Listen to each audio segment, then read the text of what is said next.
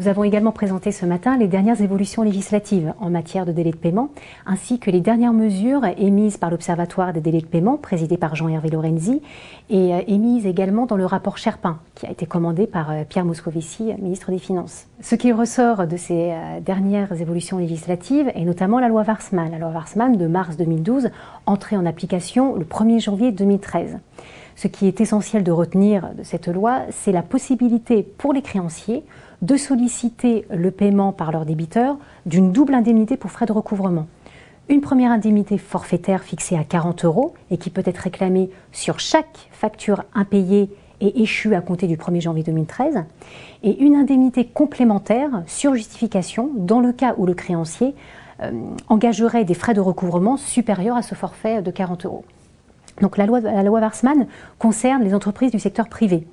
Maintenant, concernant les contrats de la commande publique, eh bien, c'est la loi du 28 janvier 2013 qui apporte des précisions, et notamment son décret d'application qui a été publié très récemment, à savoir le 31 mars 2013.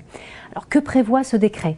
Il prévoit que la loi entrera en vigueur le 1er mai 2013 pour les contrats conclus à compter du 16 mars 2013.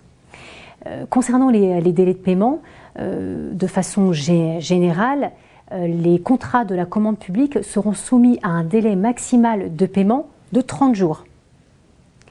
Seuls les établissements publics de santé et les pouvoirs adjudicateurs, mentionnés dans l'ordonnance du 6 juin 2005, bénéficieront de dérogations, et les délais de paiement pour ces entités seront respectivement de 50 et de 60 jours. Les sanctions également, donc en cas de retard de paiement de l'État, d'une collectivité ou d'un établissement public, les intérêts moratoires seront calculés sur la base du taux de BCE majoré de 8 points, et une indemnité forfaitaire de 40 € devra également être réglée par ces entités. L'ensemble des mesures présentées par l'Observatoire des délais de paiement et par le rapport Sherpin sont très prometteuses.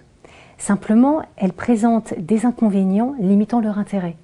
C'est pour cette raison que dans le cadre d'une tribune publiée dans les Échos en mars 2013, nous avons interpellé le ministre des Finances sur une solution que nous souhaitions lui proposer, à savoir que le commissaire aux comptes, après une phase de sensibilisation des entreprises, puisse déclarer les abus dans les délais de paiement à la DGCCRF, laquelle pourrait sanctionner par voie administrative les mauvais payeurs. Le ministre des Finances a pris le temps de nous répondre quelques jours après, dans le cadre d'une tribune publiée dans le même quotidien, dans les Échos, mais simplement n'a pas pris position par rapport à cette solution. Donc nous attendons de voir les décisions définitives qui seront prises en la matière.